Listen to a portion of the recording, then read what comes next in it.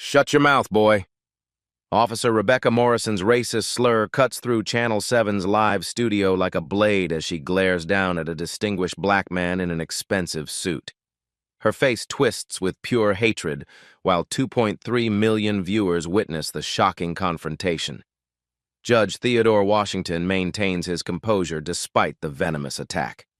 Morrison's eyes burn with fury as she steps closer, her hand rising with predatory intent. Without warning, she slaps him hard across the face. The violent blow snaps his head sideways as her handprint flares red against his dark skin. Washington staggers but remains standing, his dignity intact despite the brutal assault. Morrison grins wickedly at the cameras, chest puffed with malicious satisfaction. Have you ever seen pure racism obliterate someone's career in seconds on live TV? The morning sun streams through the towering glass windows of Channel 7's state-of-the-art broadcast facility in downtown Manhattan. Inside Studio A, the polished chrome and glass set of Justice Today gleams under professional lighting that could illuminate a small theater. Host Margaret Collins adjusts her navy blazer as makeup artists apply final touches. Her earpiece crackles with producer updates about today's explosive topic: police reform in America. The show's graphics team has prepared slides showcasing rising tensions between law enforcement and communities across the nation. 30 seconds to live broadcast, announces floor director Sarah Kim, her clipboard thick with guest notes and security protocols. The studio audience of 50 settles into their red velvet seats, many wearing police department pins or community activist badges. Officer Rebecca Morrison smooths her crisp blue uniform and checks her reflection in the monitor. At 36, she radiates the confidence of someone who believes her badge grants unlimited authority. Her blonde hair is pulled into a severe bun that matches her rigid posture. Morrison has spent weeks preparing for this moment. As Metro Police Department's newly appointed community relations specialist, this national television appearance represents her golden ticket to political stardom. She envisions herself as the voice of law enforcement, the officer who speaks truth to liberal media bias. Her talking points are memorized: maintain order, respect authority, follow protocols. She has practiced her most authoritative expressions in the mirror, perfecting the stern look that says, "Don't mess with me." What Morrison doesn't know is that seated quietly in the green room, reviewing case files with the focused intensity of a scholar, is Judge Theodore Washington. At 48, he carries himself with the understated dignity of someone who has earned respect through decades of principled service. Washington's charcoal suit is expensive but understated. His silver hair is neatly trimmed, and his dark eyes reflect the wisdom of someone who has presided over thousands of cases. In his leather briefcase lies a confidential report that could reshape American policing forever. As chairman of the National Police Oversight Commission, Washington controls the distribution of $2.8 billion in federal police funding. His signature can approve or deny grants that determine whether departments can afford new equipment, training programs, or even basic operations. Today's briefcase contains Morrison's department's funding application, $12 million hanging in the balance. The preliminary review is damning. Pattern of discriminatory behavior requiring immediate federal intervention. Washington sips his coffee and reviews testimony from community members who have filed complaints against Morrison's department. The pattern is unmistakable: excessive force, racial profiling, and a culture that views minorities as inherent threats. Technical difficulties plague the morning broadcast. Washington was scheduled to appear via satellite from his chambers, but equipment failures have forced him to join the panel in person. The show's research team scrambles to update graphics and seating arrangements. Producer David Carter rushes between the green room and control booth, his stress levels rising as airtime approaches. "Where's the nameplate for Judge Washington?" he shouts into his headset. "And someone needs to brief Rebecca about the last-minute panel change." But Morrison is already in makeup, earpiece removed, focused on her own preparation. She has no idea that the federal judge who will determine her department's fate is about to sit beside her on live television. The studio audience includes police families who have driven hours to support Morrison. They wear blue ribbons and carry signs reading "Back the Blue" and "Support our officers." Their presence feeds Morrison's confidence that America will embrace her message. In the front row, community activist Maria Santos clutches a photo of her son, a victim of police brutality. She hopes today's discussion will finally bring accountability to departments like Morrison's. The irony is thick as syrup. Morrison and Santos share the same space, unaware their lives will soon collide in the most public way imaginable. Washington checks his watch and closes his briefcase. The funding report inside contains Morrison's professional death warrant, though she remains blissfully unaware. He believes in due process, in allowing the system to work methodically and fairly. 5 minutes to air, Carter announces, his voice tight with barely controlled panic. The studio lights burn brighter, cameras adjust their focus, and makeup artists make final adjustments. Morrison takes her position at the panel table, her nameplate reading Officer R. Morrison, Community Relations. She practices her opening smile, the expression of someone who believes she represents the moral authority of law enforcement. In 60 seconds, 2.3 million Americans will witness the collision between ignorance and justice, between prejudice and power, between a racist cop and the federal judge who can end her career with a single decision. The countdown begins, and neither Morrison nor Washington knows their lives are about to change forever. The red on-air sign blazes to life as Margaret Collins flashes her professional smile into camera one. Good morning, America. I'm Margaret Collins, and this is Justice Today, broadcasting live to our 2.3 million viewers nationwide. The studio lights intensify, casting sharp shadows across the polished panel table. Collins adjusts her notes, unaware that she's about to witness the most explosive television moment of her career. Today, we're tackling one of the most divisive issues facing our nation, police reform and community relations. Can law enforcement and citizens find common ground? She gestures toward the panel with practiced precision. Joining me today is Officer Rebecca Morrison from the Metro Police Department's Community Relations Division. Morrison straightens in her chair, her badge catching the studio lights like a beacon of authority. Her smile radiates confidence as she nods to the cameras. We also have defense attorney Sarah Kim, who specializes in civil rights cases. Kim waves politely, her expression serious as she reviews her legal briefs. And we're expecting to be joined via satellite by Federal Judge Theodore Washington, chairman of the National Police Oversight Commission. Collins pauses, touching her earpiece as static crackles through the connection. In the control booth, producer David Carter frantically signals the technical crew. The satellite feed flickers with snow and digital artifacts, making Washington's remote appearance impossible. We're losing the connection, Carter mutters into his headset. Collins maintains her composure despite the chaos in her earpiece. I'm sorry, folks. We're experiencing some technical difficulties with Judge Washington's connection. We'll try to resolve that during our first commercial break. Morrison seizes the opening like a predator sensing weakness. Margaret, if I may, this gives us a perfect opportunity to discuss the real challenges law enforcement faces every single day. Her voice carries the authority of someone accustomed to being obeyed without question. We deal with individuals who believe rules don't apply to them, Morrison continues, her blue eyes hardening. People who think they can intimidate their way through life, demanding special treatment because of their so-called status. The studio audience murmurs approval, particularly the police families in the front rows. Their nodding heads and supportive expressions fuel Morrison's growing confidence. These entitled individuals, Morrison's voice grows stronger, walk into our courthouses, our police stations, even our television studios, expecting to be treated like royalty. They believe their attitude alone will open doors that should remain closed to people who refuse to follow proper procedures. Defense attorney Kim shifts uncomfortably in her seat. Officer Morrison, don't you think we should focus on building bridges rather than creating divisions? Morrison's laugh cuts through the studio air like shattered glass. Attorney Kim, with respect, you work in boardrooms and law offices. I work on the streets where entitled behavior creates real danger for real people. During the commercial break, Judge Washington enters the studio through the side entrance, his movements quiet and deliberate. He wears an understated charcoal suit that speaks of quality without ostentation.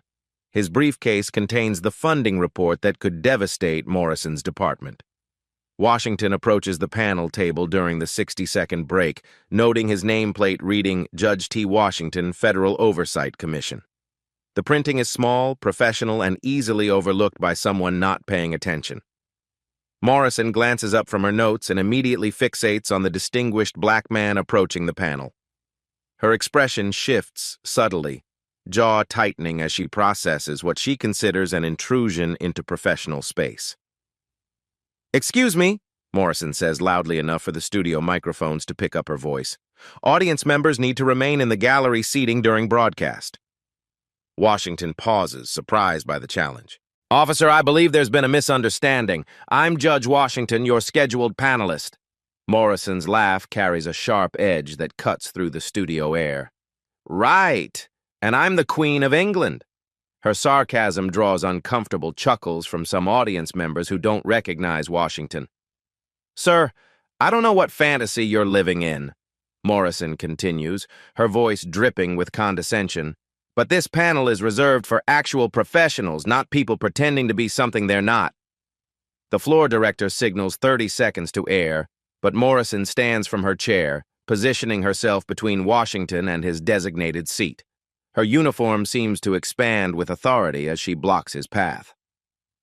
"This is exactly what I was just discussing," Morrison declares, turning toward the cameras as if Washington is a convenient prop for her argument. Entitled individuals who believe they can simply walk into professional spaces and demand accommodation. Washington maintains his dignity, speaking in measured tones. "Officer Morrison, perhaps we could clarify this situation with the producer. I'm certain there's simply been a communication error." "Communication error." Morrison's voice rises with indignation. "The only error here is someone thinking they can walk into a live television broadcast and demand a seat at the table without proper authorization." The red light flashes, signaling return from commercial break.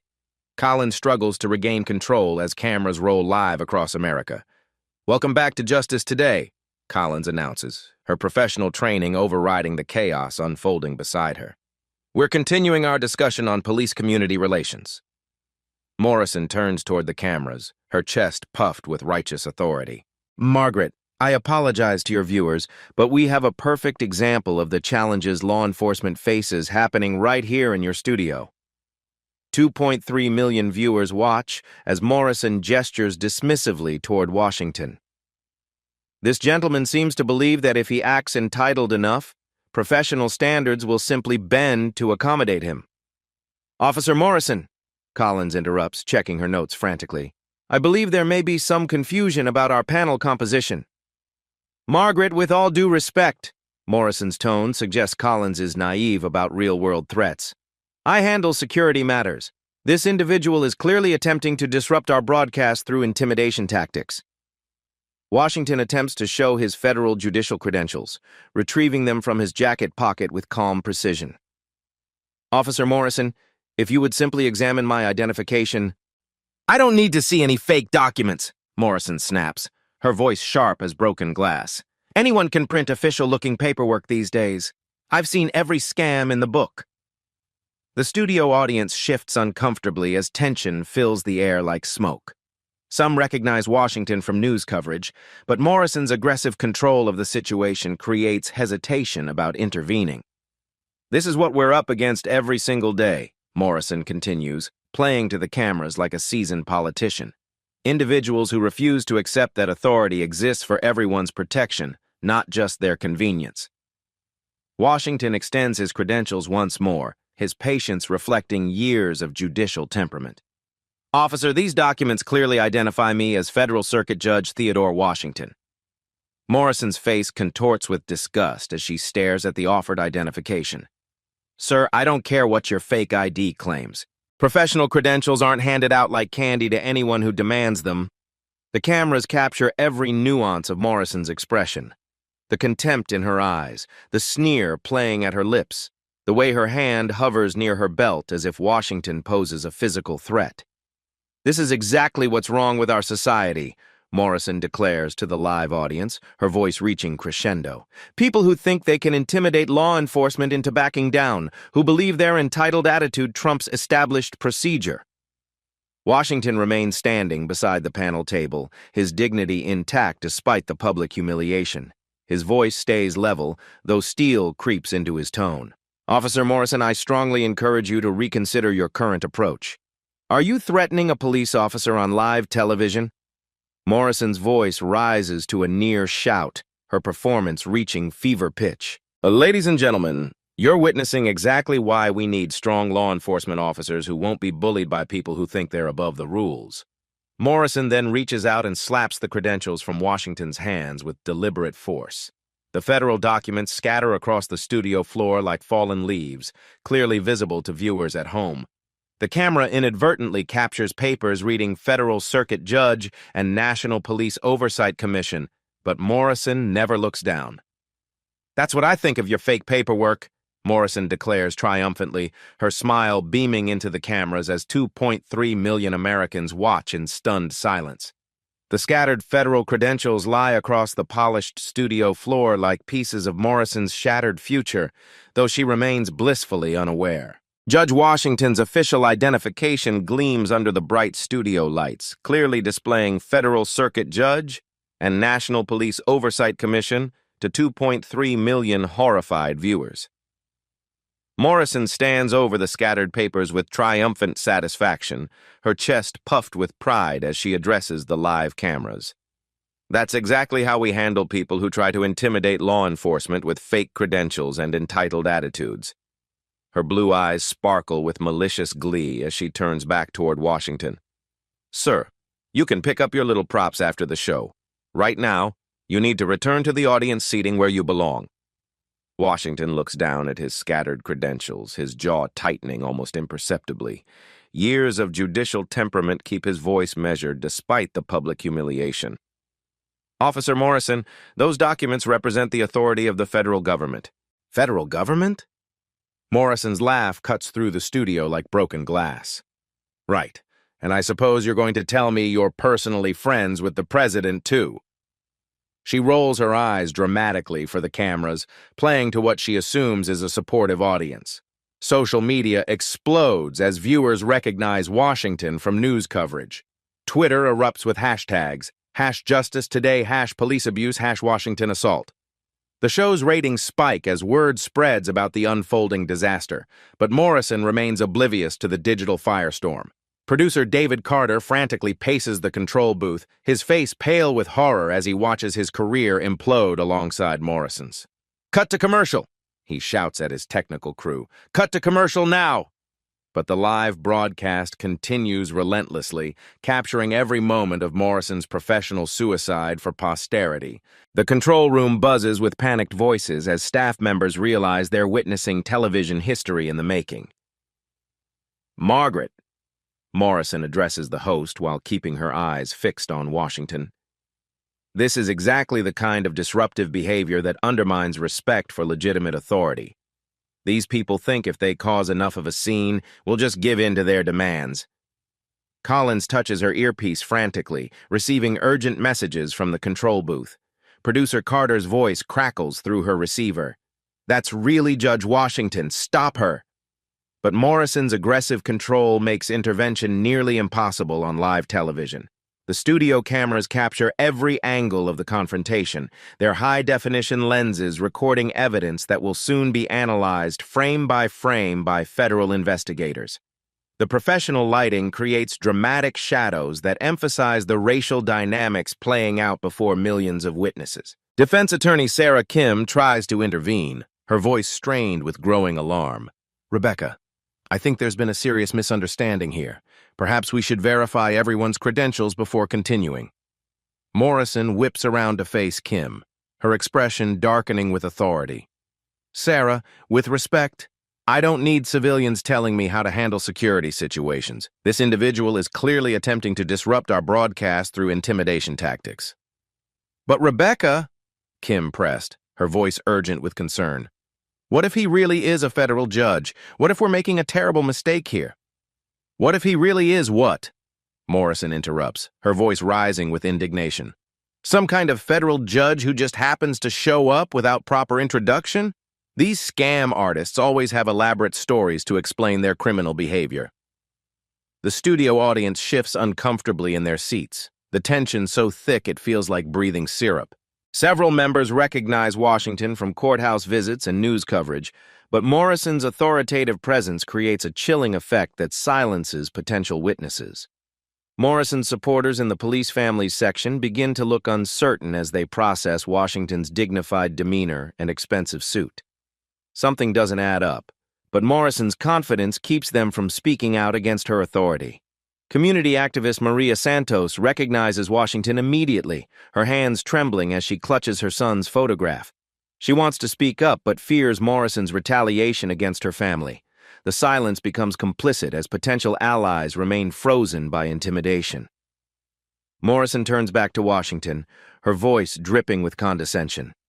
"Sir, I've been patient with your little performance, but now you're disrupting a live television broadcast watched by millions of Americans. That constitutes interference with media operations." Washington bends slowly to retrieve one of his scattered credentials, his movements deliberate and dignified. "Officer Morrison, if you would simply examine this federal judicial identification, we could resolve this situation immediately." "I told you, I don't need to see your fake paperwork," Morrison snarls, stepping closer to invade Washington's personal space. "What I need is for you to follow simple instructions and return to your proper place in the audience." The cameras capture Morrison's aggressive posture as she towers over Washington, her badge and uniform creating an imposing silhouette under the studio lights. Her hand rests conspicuously on her duty belt, suggesting the threat of physical enforcement. Washington's calm demeanor only fuels Morrison's rage, as she interprets his dignity as disrespect for her authority. "This attitude right here is the problem," she announces to the live audience.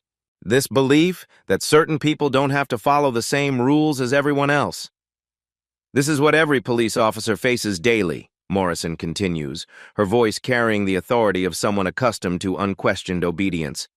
"Individuals who believe they can use intimidation and fake authority to get their way." The studio's professional microphones pick up every nuance of Morrison's voice, from the contempt dripping from her words to the slight tremor of excitement as she believes she's making television history. Her performance feeds on the live audience and national attention. Washington straightens to his full height, still holding his recovered credential. His voice carries quiet steel as decades of judicial authority surface beneath his measured tone. "Officer Morrison, you are making a grave error that will have serious consequences." Morrison's eyes flash with fury at what she perceives as a direct threat. "Are you threatening a police officer on live television? Because that's exactly the kind of criminal behavior I'm talking about." She addresses the cameras directly, her performance reaching new heights of indignation.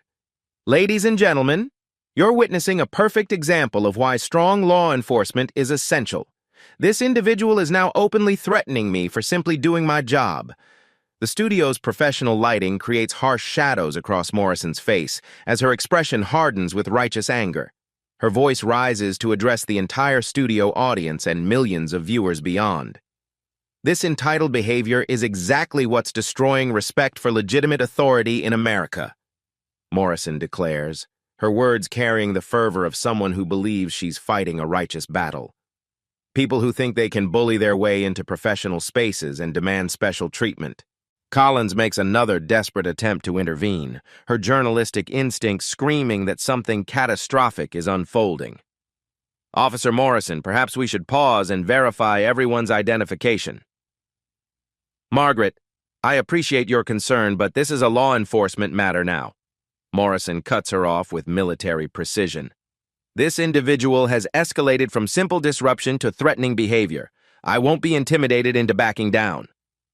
Washington takes a measured step forward, his voice remaining calm despite the escalating hostility.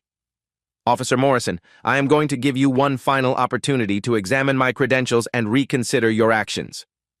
Morrison interprets Washington's step forward as aggressive behavior, her training kicking in as she assumes a defensive stance. "Sir, you need to back away immediately. Your threatening posture is creating a dangerous situation." Threatening posture.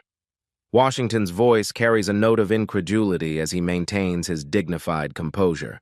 "Officer, I am simply trying to show you official federal identification."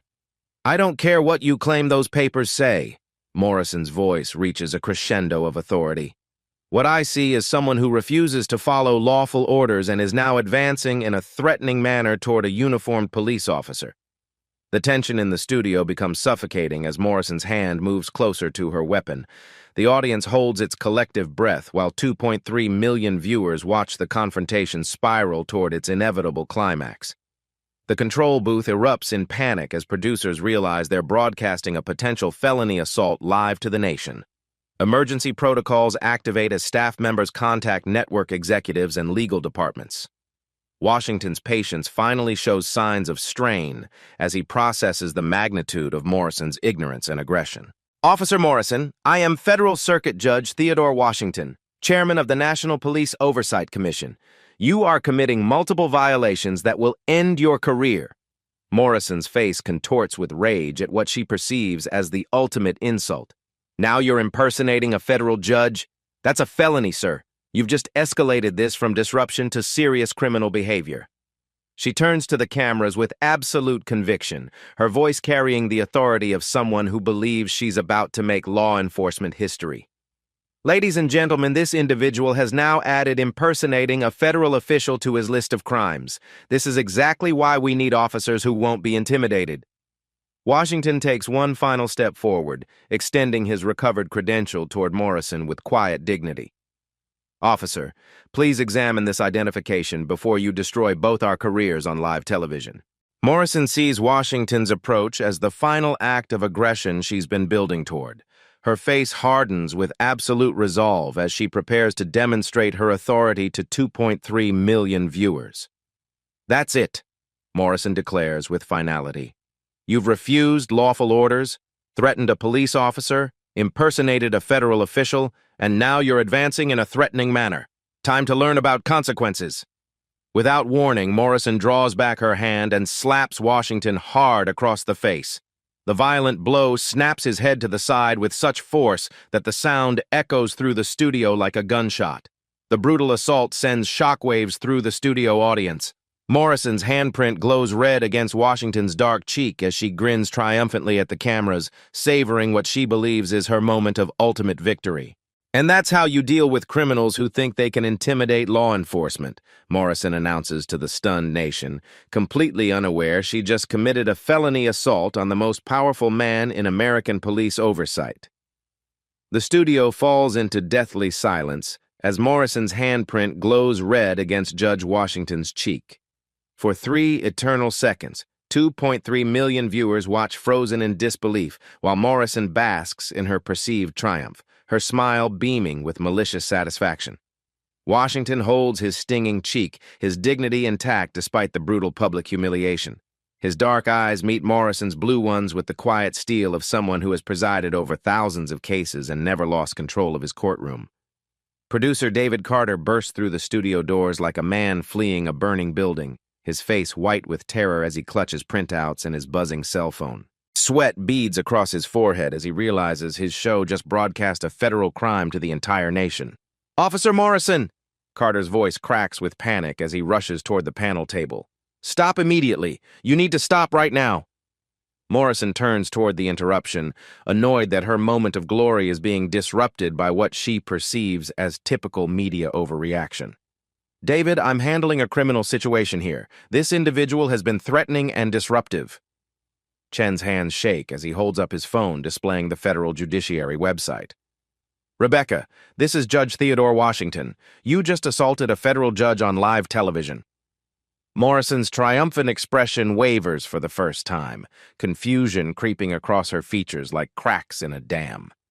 What are you talking about? This man is clearly some kind of activist or protester. No! Carter's voice rises to near hysteria as he shows Morrison the official judicial portrait on his screen. Look at this photo. Look at the nameplate. This is Federal Circuit Judge Theodore Washington. The camera captures Morrison's face in perfect high definition as her confident smile begins its historic collapse. She looks from Carter's phone to Washington's nameplate, then back to Washington himself, her brain struggling to process the impossible reality. Margaret Collins finds her voice, reading from frantically passed notes with the gravity of someone announcing a national disaster. Ladies and gentlemen, for viewers just joining us, we need to clarify that Judge Theodore Washington is indeed our scheduled guest and chairman of the Federal Police Oversight Commission. The show's graphics department, following emergency producer instructions, displays Washington's official biography on screen for all 3 million viewers. Judge Theodore Washington, Federal Circuit Judge, Chairman National Police Oversight Commission, authority over $2.8 billion in federal police funding. Morrison's mouth opens and closes silently like a fish gasping for air as the enormity of her mistake crashes over her in waves. The confident authority that defined her just moments ago evaporates like steam, leaving behind a woman staring into the abyss of her destroyed future. Federal judge? Morrison's voice comes out as barely a whisper, all her earlier bravado replaced by dawning horror. But how was I supposed to know? He didn't introduce himself properly. Washington slowly lowers his hand from his cheek, straightening to his full height as the power dynamic shifts with seismic force. When he speaks, his voice carries the unmistakable authority of someone who has sentenced countless criminals and now holds Morrison's fate in his hands. Officer Morrison! Washington's words fall like gavels in the silent studio. You have just committed felony assault on a federal judge, broadcast live to millions of witnesses. The cameras capture Morrison's complete transformation as her face cycles through confusion, recognition, and finally pure terror. Her legs seem unsteady as she grips the panel table for support, her world tilting off its axis. Washington bends down with deliberate precision, retrieving his scattered credentials from the studio floor. He holds up his Federal Commission identification, the same document Morrison had dismissed as fake just minutes earlier. This is the federal identification you refused to examine, Officer Morrison, Washington continues, his voice calm but carrying the weight of absolute authority. The same identification that would have prevented this career-ending mistake. Morrison's voice cracks as desperation sets in. Judge Washington, Your Honor, I had no way of knowing. Of the technical difficulties, the lack of proper introduction, this was all just a terrible misunderstanding. Washington's eyebrows rise slightly as he processes Morrison's attempt at damage control. Officer, the cameras recorded you repeatedly refusing to examine my credentials. They captured you dismissing multiple attempts to verify my identity. The studio audience sits in stunned silence as they witness the complete reversal of power.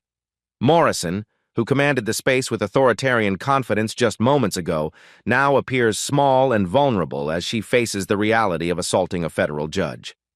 Washington addresses the cameras directly, his judicial authority now unmistakable to every viewer. As chairman of the Police Oversight Commission, I was actually here today to discuss federal funding for local police departments, including Officer Morrison's own Metro Police Department. Morrison's face goes ashen as the final piece of the puzzle falls into place. Federal funding? You mean you control our department's budget? Officer Morrison, your department's $12 million grant application was under review, Washington continues with clinical precision. That application will now require emergency reconsideration in light of this incident. The weight of Morrison's actions crashes down like an avalanche. She didn't just assault any federal judge, she assaulted the man who literally controls her department's financial survival. Her racist arrogance has potentially bankrupted her entire police force. Collins, reading from emergency updates, delivers the final blow. Officer Morrison, your police chief is on line 1. He's watching the broadcast and requests you surrender your badge immediately. Morrison's legs give out as she collapses into her chair, the same seat where she held court with such confidence just minutes ago. Her triumphant smile has vanished forever, replaced by the hollow expression of someone watching their life implode in real time. Washington's voice cuts through the studio with judicial finality. Officer Morrison, you are now subject to immediate arrest for assault on a federal official, civil rights violations, and abuse of authority under color of law. The silence stretches like a held breath as 2.3 million Americans witness justice beginning to unfold on live television. Morrison sits frozen in her chair, her face drained of all color as the magnitude of her actions sinks in like poison through her veins. The same studio lights that highlighted her confident authority now expose her complete vulnerability to 2.3 million unforgiving witnesses. Judge Washington, Your Honor. Morrison's voice trembles as she attempts damage control, her earlier commanding tone replaced by desperate pleading. This was all a terrible mistake. I was just trying to maintain security protocols. I had no way of knowing who you were. The irony cuts through the studio air like a blade. Morrison's own recorded statements play back on social media in real time, showing her repeatedly refusing to examine Washington's credentials and dismissing him as a fake and criminal. Washington maintains his judicial composure, his hand still bearing the red mark of Morrison's assault. Officer Morrison, federal law enforcement takes a very serious view of attacks on federal judges. Your intentions are irrelevant when weighed against your actions. Margaret Collins receives frantic instructions through her earpiece, her face pale as she realizes her show has become evidence in a federal crime. Ladies and gentlemen, we're receiving word that FBI agents are currently en route to our studio. Morrison's eyes widen with pure terror as the reality hits her like a physical blow. FBI? But I'm a police officer. I was just doing my job. This has to be some kind of misunderstanding that we can work out internally. There is no internal resolution for assaulting a federal judge, Washington responds with the clinical precision of someone who has sentenced countless defendants. This matter now falls under federal jurisdiction, beyond the reach of local police politics. Producer David Carter approaches Morrison with obvious reluctance, his clipboard shaking in his hands. Rebecca, I have Police Chief Rodriguez on the line. He's been watching the broadcast and needs to speak with you immediately. Morrison's hand trembles as she takes the phone, her voice barely audible. Chief Rodriguez, sir, this is all just a huge misunderstanding. I can explain everything. The studio falls silent as viewers hear Chief Rodriguez's voice crackling through the phone speakers.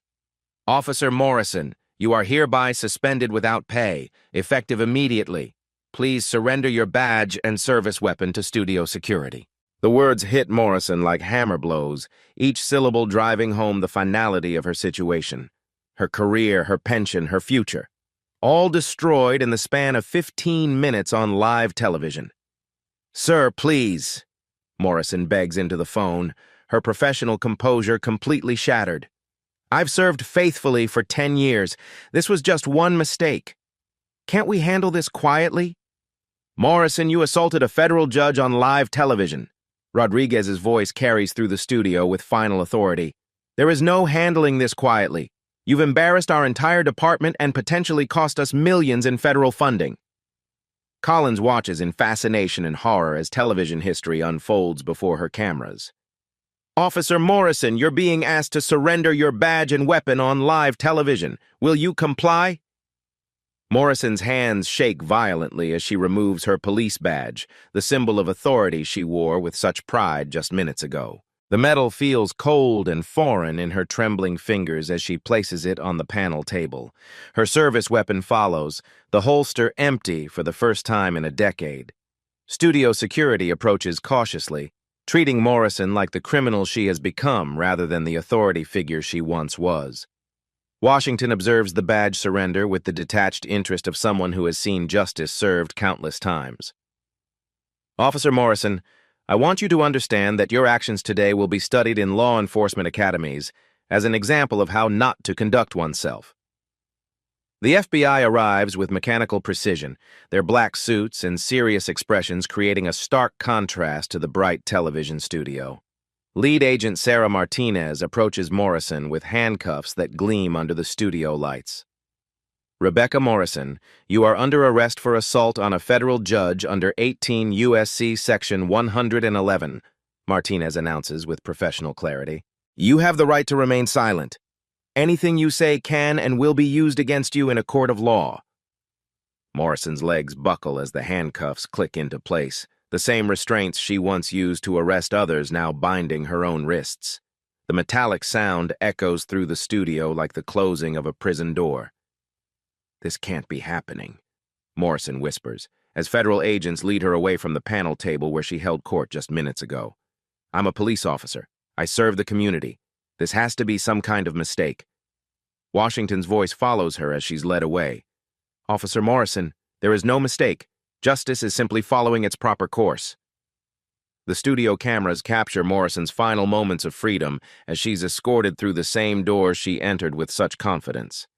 Her career ends not with ceremony or retirement, but with federal arrest broadcast to millions of Americans who will never forget her spectacular fall from grace. Within minutes of Morrison's arrest, the video clip explodes across every social media platform like digital wildfire. The footage of a white police officer slapping a black federal judge on live television becomes the most shared content in internet history, accumulating millions of views before Morrison even reaches the federal courthouse. News networks interrupt regular programming to broadcast the unedited footage, showing Morrison's confident smile transforming into horror as she realizes Washington's identity. The contrast becomes iconic, a split-screen image of triumph and terror that captures the exact moment ignorance collides with consequence. CNN legal analyst Rebecca Torres provides breathless commentary over the looping footage. "We are witnessing the most clear-cut case of police misconduct ever recorded. Officer Morrison committed multiple federal crimes in front of 2.3 million witnesses with professional broadcast equipment capturing every angle." The hashtag #slap heard round the world trends globally within hours as millions share frame-by-frame analysis of Morrison's expression changing from smug satisfaction to abject terror. Memes proliferate showing the precise moment her smile vanishes, becoming a cultural symbol of comeuppance. Congressional leaders respond with unprecedented speed. House Judiciary Committee Chairman Robert Jackson calls an emergency session. "When police officers assault federal judges on live television, our entire constitutional system faces direct attack. This demands immediate federal intervention." Senator Maria Gonzalez announces comprehensive police reform legislation within 24 hours. The Morrison incident proves that local police departments cannot self-regulate. Federal oversight is no longer optional. It's essential for protecting our democracy. The Department of Justice moves with surgical precision, filing federal charges that could end Morrison's freedom for decades. Attorney General Patricia Williams personally announces the charges. 18 U.S.C. Section 111, assault on a federal judge carrying a maximum sentence of 20 years in federal prison. Additional charges pile up like an avalanche. Civil rights violations under 18 U.S.C. Section 242, obstruction of justice, and abuse of authority under color of law. Each charge represents years of potential prison time as federal prosecutors build an airtight case. Morrison's defense attorney, David Kim, faces an impossible task as he reviews the evidence. The entire assault was broadcast live in high definition from multiple angles. There's no ambiguity, no reasonable doubt. The footage speaks for itself. Legal experts across the nation analyze the case with academic fascination. Yale law professor Sarah Mitchell appears on every major network. Morrison's assault represents the most serious attack on judicial independence since the Civil War era. This requires maximum prosecution to preserve constitutional separation of powers. The trial becomes a media spectacle that dominates news cycles for months. Court TV provides gavel-to-gavel coverage as the Judge Slap trial draws audiences that rival the Super Bowl. Morrison's face becomes synonymous with police accountability across America. Jury selection proves challenging as potential jurors struggle to remain impartial after seeing the viral footage. The prosecution's case unfolds with devastating simplicity. They merely play the unedited television broadcast and rest their case. Morrison's defense attempts multiple strategies, each more desperate than the last. They claim ignorance of Washington's identity, but the footage shows her repeatedly refusing to examine his credentials. They argue she was following protocol, but police procedure experts testify that her actions violated every standard. Character witnesses emerge to reveal Morrison's pattern of discriminatory behavior. Community activist James Rodriguez testifies with quiet dignity. "Officer Morrison told me during a traffic stop that people like you needed to learn their place in society." Restaurant owner Lisa Carter describes Morrison's behavior during routine inspections. "She would make racist comments about our clientele and threaten to find violations if we didn't show proper respect for her authority." The prosecution presents social media evidence showing Morrison's history of racist posts and comments supporting police brutality. Her digital footprint reveals a pattern of bigotry that culminated in her assault on Judge Washington. Expert testimony demolishes any remaining defense arguments. Former police chief Michael Davis, now a consultant on police reform, testifies with devastating clarity. Officer Morrison's actions represent the complete opposite of professional law enforcement. She committed every violation possible in 15 minutes of television. Constitutional law experts explain the broader implications to the jury. Professor Janet Williams from Georgetown Law School testifies, Morrison's assault wasn't just an attack on Judge Washington personally. It was an assault on the federal judiciary and constitutional separation of powers. The prosecution's closing argument requires only 30 minutes as they replay key moments from the broadcast. Lead prosecutor Amanda Torres addresses the jury with measured precision. Ladies and gentlemen, Officer Morrison committed federal crimes in front of the entire nation. The evidence isn't disputed because it was broadcast live. Morrison's defense attorney makes a final desperate plea. My client made a terrible mistake born of ignorance, not malice. She deserves punishment, but not the destruction of her entire life. The jury deliberates for exactly 97 minutes before returning guilty verdicts on all federal charges. Jury foreman Robert Martinez reads the verdict with solemn gravity. We find the defendant guilty on all counts. The evidence was overwhelming and undeniable. Morrison collapses as the verdicts are read, the reality of decades in federal prison crushing her remaining hope. The same cameras that captured her assault now record her complete breakdown as justice unfolds with mechanical precision. Judge Patricia Sullivan presides over sentencing with the gravity appropriate for such a historic case. Officer Morrison, your assault on Judge Washington represents an attack on our constitutional system that demands severe consequences. Sullivan sentences Morrison to 18 years in federal prison, adding, this sentence must reflect that badge and uniform do not grant license to assault federal judges. Your actions threaten the independence of our judiciary and cannot be tolerated. The civil rights lawsuit filed by Judge Washington settles for $12 million, exactly the amount of federal funding Morrison's department lost due to her actions. The settlement creates a federal fund for judicial security improvements nationwide. Morrison's case triggers passage of the Federal Judicial Protection Act within 6 months, creating mandatory federal oversight of any local law enforcement agency whose officers assault federal judges. The legislation becomes known as the Morrison Law. Police departments across America implement emergency bias training programs, using Morrison's case as the ultimate cautionary tale. Her assault becomes required viewing in every police academy, studied as an example of how racism and ignorance can destroy careers and institutions. The Metro Police Department undergoes complete federal oversight, with Morrison's assault serving as evidence of systemic problems requiring comprehensive reform. Crime rates actually decrease under federal supervision as community trust increases. Morrison's spectacular downfall becomes a cultural touchstone, referenced in academic papers about implicit bias, abuse of authority, and the importance of accountability in law enforcement. Her name enters the dictionary of police misconduct alongside the most notorious cases in American history.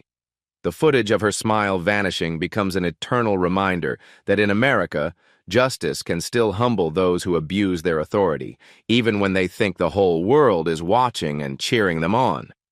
3 years after that fateful slap echoed through television history, Judge Theodore Washington stands before a packed auditorium at the FBI National Academy, addressing the newest class of federal law enforcement officers. The morning sunlight streams through tall windows, illuminating faces eager to learn from the man whose dignity under assault changed American policing forever. Officer Morrison's hand struck my face for less than a second. Washington begins, his voice carrying the measured authority that made him a respected jurist. But the impact of that moment continues to reverberate through every police station, courthouse, and academy in America. The auditorium falls silent as Washington touches his cheek, the same spot where Morrison's hatred left its mark. That slap wasn't just an assault on me personally. It was an attack on every principle our justice system represents. It revealed how quickly ignorance and prejudice can destroy both victim and perpetrator. Washington's words carry the weight of lived experience as he addresses future law enforcement leaders. Morrison thought her badge granted her immunity from consequence. She believed her uniform made her untouchable. In 15 minutes of live television, she learned that in America, no one, absolutely no one, stands above accountability. The federal reforms triggered by Morrison's assault have transformed American policing in ways once thought impossible. The Morrison Law requires federal oversight of any department whose officers assault federal officials, creating unprecedented accountability standards that protect both judges and citizens. Police academies nationwide now include mandatory viewing of Morrison's assault in their curriculum. The footage serves as a stark reminder that careers built over decades can be destroyed in moments of unchecked bigotry and arrogance. Morrison herself serves her 18-year federal sentence at FCI Danbury, where she has become a case study for other inmates about the consequences of abusing authority. Her former colleagues speak her name in whispered warnings about how quickly pride can become destruction. The Metro Police Department, under continued federal oversight, has become a national model for reform. Community trust has increased dramatically as officers embrace accountability rather than resistance. Crime rates have dropped, while civilian complaints have virtually disappeared. Chief Rodriguez, who survived the Morrison scandal through immediate accountability measures, now travels the country speaking about police reform. Morrison's assault was our lowest moment, but it forced us to confront systemic problems we had ignored for decades. The $12 million settlement from Morrison's civil rights case has funded judicial security improvements across America.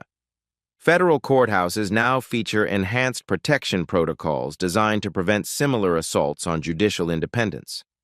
Washington uses his experience to advocate for continued reform, speaking at conferences and universities about the importance of dignity in the face of injustice.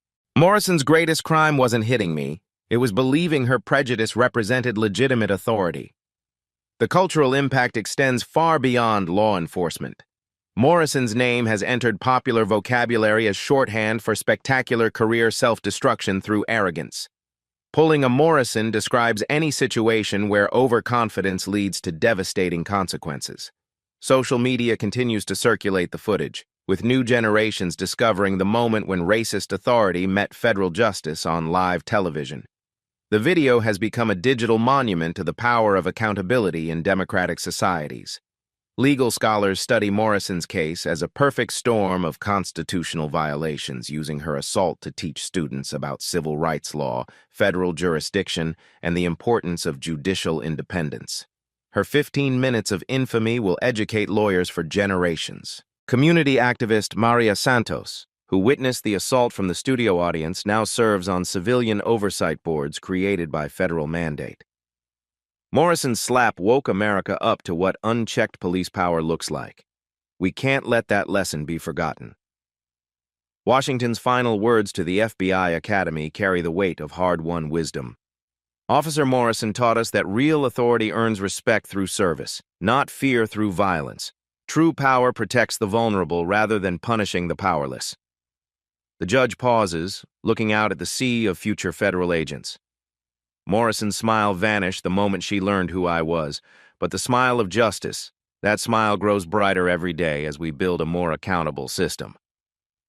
If this story of justice triumphing over prejudice moved you, share it with everyone who believes accountability matters more than authority. Hit subscribe and the notification bell to join millions demanding that badges serve justice, not justify brutality. Comment below. How many other Morrisons are out there, one slap away from destroying their careers? What reforms would prevent this kind of assault on our constitutional system? Morrison thought her uniform made her untouchable. Washington proved that in America, justice still has the power to humble those who abuse their sacred trust. The question isn't whether there are more Morrisons in uniform. It's whether we'll demand accountability before they strike, or wait for the next slap to echo around the world. That slap lasted 1 second. Its lessons must last forever. The story you heard today wasn't cleaned up. It was told exactly as it happened. At Black Voices Uncut, we believe that's the only way truth can live. If you felt something, hit like, comment, and your reaction, and subscribe. Every week, we bring you voices that refuse to be silenced. Get your dirty hands off that seat. You don't belong here with decent people. The harsh words cut through the 6:15 a.m. commuter train from Baltimore to Washington, D.C. Officer Ashford stood over Augustus Marlowe, a decorated black veteran quietly reviewing classified federal documents in first-class seat 3A. Ashford snatched Augustus's valid first-class ticket, crumpled it, and threw it on the floor. "This is my assigned seat, officer," Augustus said calmly, his Purple Heart medal gleaming on his military jacket. "Assigned? Who do you think you are, some war hero?" Ashford grabbed the medal roughly. "Probably bought this garbage at a pawn shop." Train doors hissed open at Union Station. Heavy footsteps echoed as Captain Thornton boarded, then froze when he saw Augustus. His clipboard clattered to the floor. The captain's face went ghost white. "Dad?" Shocked gasps filled the silent train car. The word "Dad" hung in the air like a death sentence. Officer Ashford's face drained of all color as he stared at his captain, calling this black veteran father. "No, no way," Ashford whispered, his hand still gripping Augustus's Purple Heart. "Captain, this has to be some mistake. This guy, he's just some what, Ashford?" Captain Thornton's voice cut like ice. His eyes never left Augustus, 25 years of separation flooding back. "Finish that sentence." Augustus slowly stood up, his military bearing unmistakable. For the first time, passengers could see the full dignity this man carried, the same commanding presence his son had inherited. "Hello, Gregory," Augustus said quietly, his voice steady despite the emotion flickering in his eyes. The train car erupted in whispers. Phones captured every second. A teenage girl live-streaming gasped, "Oh my God, this is insane." "But sir," Ashford stammered, still not releasing the medal, "I was just doing my job." He looked suspicious, sitting in first class, and "Suspicious?" Captain Thornton exploded. "My father looks suspicious for sitting in a seat he paid for." Augustus gently placed a hand on his son's arm. "It's all right, Gregory." Officer Ashford was just following his training. The way Augustus said training made Ashford's blood run cold. "Dad, I thought you were dead. Mom said, she told me you died in Iraq in 2005. Tears welled in Captain Thornton's eyes. "Where have you been?" "Classified work, son. Had to disappear for national security." Augustus pulled out his Department of Justice credentials. Special Investigator for Civil Rights Division. Ashford finally released the Purple Heart, his hands shaking. "Department of Justice?" "That's right, Officer Ashford. Badge number 541. Augustus's eyes locked onto his tormentor. "I've been investigating discrimination patterns in public transportation, and you, young man, just provided me with a perfect case study." The blood completely drained from Ashford's face as he realized the magnitude of what just happened. He didn't just humiliate some random veteran. He attacked a federal investigator, his captain's father, a war hero conducting official business. "Sir, I didn't know. I was just..." Augustus smiled coldly. "Just what, officer? Just doing your job?" "This racist cop is finished, but wait until you see what Augustus has been secretly recording. Hit like if you want to see this dirty officer get what he deserves." "This is impossible." Ashford backed away, his voice cracking. "You're lying. Both of you are lying." Augustus calmly picked up his crumpled ticket from the floor, smoothing it out. "Officer Ashford, in your professional opinion, what crime have I committed today?" You were suspicious activity." Ashford's hand moved toward his radio. "I need backup. This is some kind of setup." Captain Thornton stepped between them. "Ashford, do not call for backup, for you've done enough damage." "But Captain," Ashford's voice pitched higher, "how was I supposed to know? He doesn't look like... veterans usually..." "Usually what?" Augustus asked softly, but his tone carried deadly calm. "Please finish your thought. I'm very interested in your definition of what veterans usually look like." The train car had become a theater. Every passenger watched in stunned silence as this drama unfolded. An elderly white woman whispered to her husband, "That poor man, the way that officer treated him." "Dad," Captain Thornton said quietly, "what exactly is your job now? Civil Rights Division?" "I investigate patterns of discrimination in public transportation." Augustus held up a small recording device. Everything that happened here today was documented. Officer Ashford's conduct, his assumptions, his language. Ashford's face went ash gray. "You were recording?" But that's entrapment. Actually, it's evidence collection. Augustus's military bearing was now unmistakable. This was a man used to command. Tell me, Officer Ashford, how many other passengers have you subjected to this treatment? How many other veterans, minorities, elderly people? I don't have to answer that. Ashford's bravado was cracking. You tricked me. I tricked you? Augustus laughed bitterly. Son, I sat quietly in my paid seat reading my work documents, wearing my earned decorations. You decided I was a criminal based on what exactly? Captain Thornton was studying his officer with new eyes. Ashford, how many discrimination complaints have been filed against you? Sir, those were all dismissed. The union said what? Augustus stepped closer. That it's okay to harass people who look like me? Ashford's radio crackled to life. Unit 541, what's your status? We have your backup request. All eyes turned to Ashford's shaking hand on the radio. This cop is about to dig himself even deeper. Will he double down or finally admit what he's done? Smash like because this is just getting started. Ashford's finger hovered over the radio button. Sweat beaded on his forehead as he realized every word would now be recorded, analyzed, used against him. Unit 541, respond. Do you need backup? The voice crackled again. Don't you dare, Captain Thornton warned. Ashford, put that radio down now. But panic had taken over. Ashford keyed the radio. This is 541.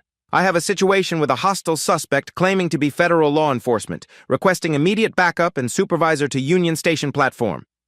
Augustus shook his head slowly. Officer Ashford, you just made this exponentially worse.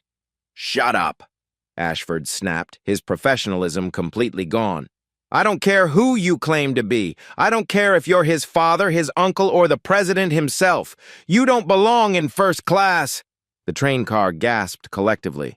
A young mother covering her child's ears said, This is disgusting. Someone needs to stop this. Ma'am, stay out of this. Ashford whirled on her. Unless you want to be arrested for interfering with police business. Police business. An older black man stood up, his voice shaking with rage. Son, I've been watching this whole thing. This man showed you his ticket, his ID, treated you with respect. You've been nothing but hostile from the moment you saw his skin color. Sit down, Ashford screamed, his hand moving to his weapon. All of you sit down and mind your own business. Captain Thornton stepped forward. Ashford, if you touch that weapon, I will personally end your career. Captain, you're not thinking clearly. Ashford's voice cracked. This guy has you fooled. He's probably some con artist who researched your family, found out about your dead father. The words hung in the air like poison. Augustus's calm facade finally cracked, just slightly. My son's dead father? Yeah. Ashford sensed an opening. That's right. You're some sick fraud preying on a grieving man. Real veterans don't act all calm and collected when they're being arrested. A military veteran in the back of the car stood up.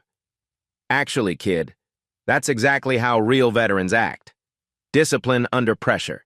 This man has more military bearing than you'll ever have. I said sit down. Ashford was completely unhinged now. I am in control here. This is my jurisdiction.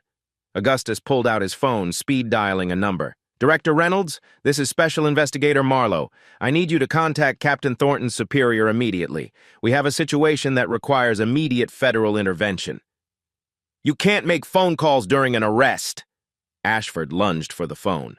Captain Thornton caught his officer's wrist in an iron grip. Touch my father again and I'll break your arm. The word father, said with such conviction, such protective fury, made Ashford realize his con artist theory had just evaporated. Federal intervention is already here, son, Augustus said quietly, pocketing his phone. It's been here all morning. This cop just threatened a federal investigator in front of his own captain. But Augustus has one more bombshell that will end this man's career forever. Smash like if you're ready for the ultimate takedown. Augustus calmly straightened his military jacket and sat back down in his first-class seat, ignoring Ashford's panicked breathing. What are you doing? Ashford demanded. I said you're under arrest. Officer Ashford, Augustus replied with deadly calm. Do you know what federal obstruction of justice carries as a minimum sentence? Stop trying to intimidate me with your fake federal bullshit. But Ashford's voice wavered. Augustus pulled out a second phone, a secured federal device. Deputy Director Chen, this is Augustus, Code 7 situation on Amtrak 151, Car 1. Local officer has physically assaulted federal investigator during active civil rights operation. Captain Thornton's eyes widened as he heard the official tone, the protocol language his father was using. No, ma'am, I don't require extraction. The situation is educational. Augustus looked directly at Ashford. Yes, I have multiple civilian witnesses and video evidence. The local officer appears to be having some kind of breakdown. Breakdown? Ashford exploded. I'm not having a breakdown. I'm doing my job. An elderly white passenger called out, Young man, your job is to protect people, not terrorize them.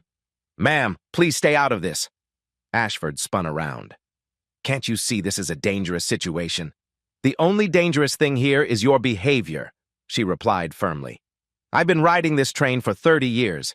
I've never seen anything like this. Augustus continued his phone call. Yes, ma'am, the officer's badge number is 541. Ashford Roderick, approximately 26 years old, appears to have significant training deficiencies regarding civil rights protocols. You can't investigate me. Ashford's voice cracked. I know my rights. Actually, Officer Ashford, under federal civil rights statutes, any peace officer who acts under color of law to deprive citizens of constitutional rights can be investigated and prosecuted. Augustus's voice was professorial now. It's called Title 18, Section 242, Conspiracy Against Rights. Captain Thornton stared at his father with growing awe. Dad, how long have you been doing this work? 9 years, son. Ever since I was recruited after my military service. Augustus pocketed the federal phone. I've investigated over 200 cases of transportation discrimination. Officer Ashford just provided one of the clearest examples I've ever documented. The train's PA system crackled. Union Station, final stop. All passengers, please gather your belongings. Perfect timing, Augustus murmured, gathering his federal case files. Officer Ashford, I believe your backup is about to arrive. I wonder how you're going to explain to them that you've been harassing a federal investigator and his son. His son? Ashford looked frantically between Augustus and Captain Thornton. But how? This is impossible. You're supposed to be dead. Reports of my death were greatly exaggerated. Augustus stood with military precision. Sometimes, son, the good guys have to disappear to do the work that really matters. Train doors opened with a hydraulic hiss. Heavy boots thundered up the platform steps. Ashford, where's that backup situation? Multiple voices called out. Ashford's face went completely white as he realized his fellow officers were about to witness his complete professional destruction. Ashford's backup just arrived to see him humiliating a federal agent. This is about to get nuclear. Hit like if you can't wait to see this racist cop explain himself. 3 uniformed officers burst through the train doors, weapons ready, scanning for the hostile suspect. Ashford, where's the threat? Sergeant Williams called out, then stopped short seeing the scene. A calm black veteran in military dress, Captain Thornton looking furious, and Ashford sweating profusely. There! Ashford pointed frantically at Augustus. That's the suspect. He's impersonating a federal agent. Stolen valor, probably armed and dangerous. Sergeant Williams looked confused. Sir, he's just sitting there reading papers. Don't let him fool you! Ashford's voice pitched higher. He claims to be some Department of Justice investigator, says he's the captain's father who died in Iraq. The backup officers exchanged glances. One whispered, Ashford's lost it. Officers, Augustus said calmly, standing and producing his federal credentials. I'm Special Investigator Augustus Marlowe, Department of Justice Civil Rights Division. This is my official identification. Sergeant Williams examined the ID carefully. Sir, this looks legitimate. Federal security features, holographic seal. It's fake! Ashford screamed. Can't you see what's happening here? He's running some kind of con game. Ashford, Captain Thornton said quietly, show them the recording. What recording? Sergeant Williams asked. Augustus held up his federal recording device. Officer Ashford's conduct over the past 30 minutes has been fully documented. His initial approach, his language, his assumptions, his escalation to physical contact. He attacked you? One of the backup officers asked, incredulous. He grabbed my Purple Heart medal, threw my ticket on the floor, and called me boy multiple times. Augustus's voice remained steady, all while I was sitting quietly in my paid first-class seat. Jesus Christ, Ashford, Sergeant Williams muttered. Please tell me you didn't actually do that.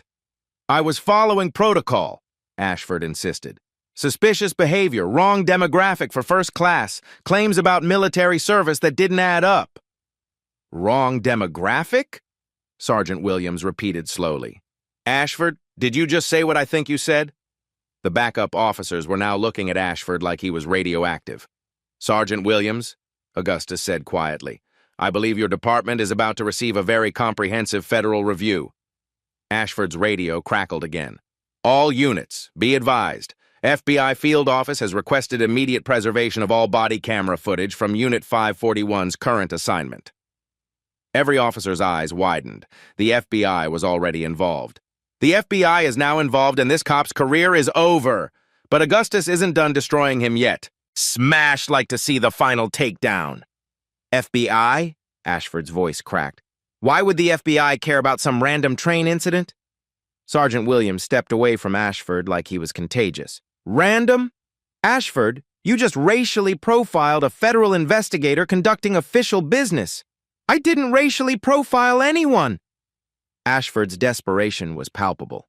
I was responding to suspicious behavior. Look at him. Does he look like he belongs in first class? The silence that followed was deafening. Even the passengers stopped breathing.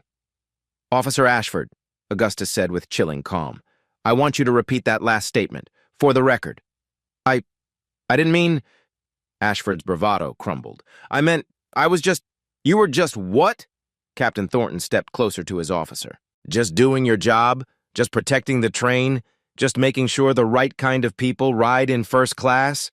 One of the backup officers, Officer Martinez, pulled out his phone. Sarge, I'm getting calls from the media. Someone live-streamed this whole thing. It's already got 50,000 views. Live-streamed? Ashford spun around frantically, scanning the passengers with their phones. You can't film police operations. That's interference. Actually, Augustus interjected calmly, citizens have a constitutional right to record police interactions in public spaces, another basic civil rights principle you seem unfamiliar with. Sergeant Williams was now visibly angry. Ashford, how many complaints have been filed against you this year? The union handled all that. Those were frivolous complaints from criminals trying to get out of legitimate arrests. Criminals? The elderly white passenger from earlier stood up. Young man, I've been watching this entire interaction. This veteran has been nothing but polite and respectful while you've been absolutely vicious. Ma'am, please stay out of police business, Ashford snapped. Ashford, Sergeant Williams barked, do not speak to civilians that way. Augustus checked his watch. Gentlemen, I have a federal briefing in 30 minutes. Sergeant Williams, I'll need copies of all body camera footage from this incident. Of course, sir. Ashford, your camera was activated, right? Ashford's face went pale. There might have been a technical malfunction. A malfunction? Captain Thornton's voice turned deadly. Your body camera just happened to malfunction during the biggest incident of your career? Augustus smiled coldly. Fortunately, federal recording equipment doesn't malfunction. This dirty cop tried to hide the evidence, but Augustus recorded everything. The next 60 seconds will end this man's career forever. Smash like for the ultimate justice. You recorded everything? Ashford's voice rose to near hysteria. That's illegal surveillance. You need a warrant. Officer Ashford, Augustus replied with the patience of a professor, I'm a federal investigator conducting official business. I don't need a warrant to document civil rights violations happening in front of me. Sergeant Williams was studying Augustus with growing respect. Sir, how long have you been investigating transportation discrimination? 9 years. This case will be number 847 in my files. Augustus pulled out a thick federal folder, each incident carefully documented, prosecuted, and used for systemic reform. 847 cases? Officer Martinez whistled. How many convictions? 100% conviction rate. Augustus's smile was razor sharp. Federal civil rights violations are remarkably easy to prove when you have video evidence, witness testimony, and subjects who elaborate on their motivations. Ashford was now backing toward the train exit. This is entrapment. You can't just sit there pretending to be a normal passenger. Pretending? Captain Thornton stepped closer to his father. Dad, what exactly is your cover story for these investigations? No cover story necessary, son. I travel legitimately with proper tickets conducting legitimate business. Augustus gestured to his case files. Today I was reviewing discrimination patterns in the Northeast Corridor. Officer Ashford simply volunteered to provide a live demonstration. The backup officers were now openly staring at Ashford with disgust. Ashford, Sergeant Williams said quietly, you need to shut up, right now. Anything you say is being recorded by federal equipment and can be used in court. Court? Court? Ashford's voice cracked completely. For what? For doing my job? For keeping passengers safe from suspicious individuals? Suspicious individuals? Augustus repeated softly. Officer Ashford, what exactly made me suspicious? Please be specific. The federal prosecutor will want details. Ashford opened his mouth, then closed it, then opened it again like a fish gasping for air. Was it my federal case files, my military decorations, my first-class ticket, my quiet reading? Augustus stepped closer. Or was it something else entirely? Ashford's radio crackled one final time. All units, stand by for Department of Justice Federal Task Force arriving Union Station. Suspect in federal civil rights investigation to be taken into custody immediately. Every officer's head snapped toward the radio. Suspect, Ashford whispered. Who's the suspect? Augustus's smile was arctic cold. The DOJ task force is here to arrest someone, and this cop has no idea it's him. The next 30 seconds will destroy his entire world. Hit like for the most savage justice ever. Heavy footsteps thundered up the train platform. 6 federal agents in dark suits, led by a stern woman with FBI emblazoned across her jacket, boarded the car. Special Agent Chen, FBI Civil Rights Division, the lead agent announced, flashing her badge. We're here for the suspect in case file 847 CRV. Ashford's knees buckled with relief. Thank God. Finally, someone with sense. Agent, this man has been impersonating a federal officer all morning. Agent Chen looked confused. Impersonating, sir? Are you referring to Special Investigator Marlowe? Yes. Ashford pointed frantically at Augustus. He claims to be DOJ, says he's investigating me, even convinced the captain he's his dead father. Agent Chen turned to Augustus with a slight smile. Sir, your status report? Augustus straightened to full military attention. Agent Chen, case 847 is proceeding as planned. Subject demonstrated textbook racial profiling, escalated to physical contact, and made multiple statements indicating clear bias motivation. Wait, what? Ashford's face contorted in confusion. You're actually talking to him like he's real federal law enforcement? Officer Ashford, Agent Chen's voice turned ice cold. Special Investigator Marlowe is one of our most decorated undercover civil rights investigators. He reports directly to the Deputy Attorney General.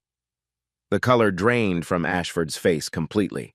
Moreover, Agent Chen continued, his investigation into transportation discrimination has resulted in the prosecution of 127 law enforcement officers, 45 security personnel, and comprehensive federal oversight of 12 transportation agencies. Sergeant Williams stepped away from Ashford. Jesus Christ, Ashford, what have you done? But he can't be real federal. Ashford's voice was barely a whisper. Look at him. He's just some what, Officer Ashford? Agent Chen stepped closer. Please, finish that thought for our recording devices. Captain Thornton placed a protective hand on his father's shoulder. Dad, I can't believe you've been doing this work for 9 years. All this time I thought, I know, son.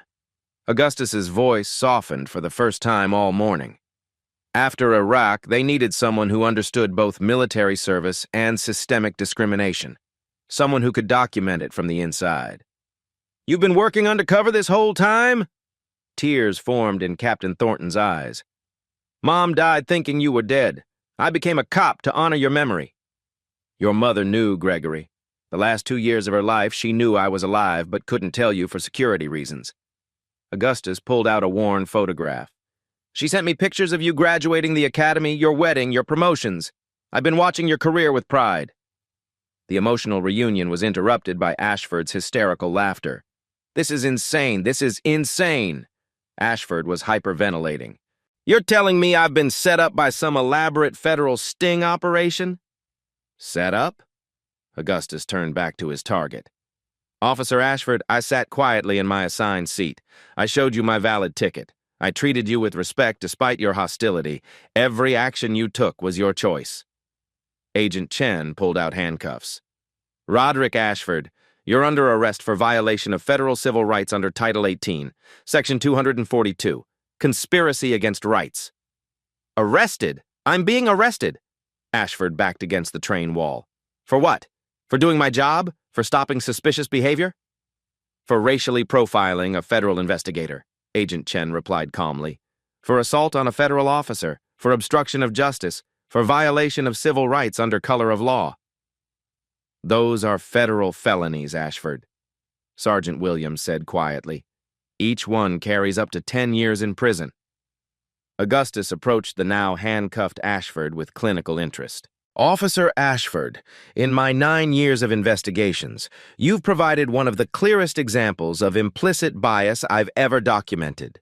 Your case will be used to train law enforcement nationwide. You can't do this to me! Ashford struggled against the cuffs. I have rights! I have a family! I was just doing what I was trained to do! Trained by whom? Agent Chen asked sharply. Your department will now undergo full federal review to determine if your bias training contributed to constitutional violations. Captain Thornton watched his officer being led away, then turned to his father. Dad, how many others are there? How many officers like Ashford? Augustus looked out the train window at the platform where more federal agents were gathering evidence. More than you'd think, son, but fewer than there used to be. This racist cop is going to federal prison. But Augustus isn't finished destroying his entire department yet. Smash like if you want to see the complete takedown. 1 week later, FBI Field Office, Washington, D.C. This case has exploded beyond anything we anticipated, Agent Chen briefed a roomful of federal prosecutors. The video has 12 million views. #Train Justice is trending globally. Augustus sat at the head table, federal case files spread before him. Ladies and gentlemen, Officer Ashford wasn't acting alone. My investigation has uncovered a systematic pattern. What kind of pattern? Deputy Attorney General Richardson leaned forward. Systematic discrimination across the entire Northeast Corridor rail system. Augustus clicked a remote displaying a map covered in red dots. Over 300 documented cases in 2 years. Officer Ashford was part of a 12-officer rotating security detail across 3 train lines, deliberately targeting minorities, veterans, elderly, and disabled travelers. Augustus's voice was clinical. They called it crime prevention. Federal prosecutor Sarah Mitchell raised her hand. Evidence of conspiracy? Text messages, internal emails, training documents that specifically profiled passengers by race. Agent Chen distributed folders. They had quotas for suspicious activity arrests targeting protected classes. 12 officers, 4 supervisors, 2 police chiefs, and executives from 3 transportation companies. Augustus pointed to a whiteboard covered in photos. An informal network spanning 4 states.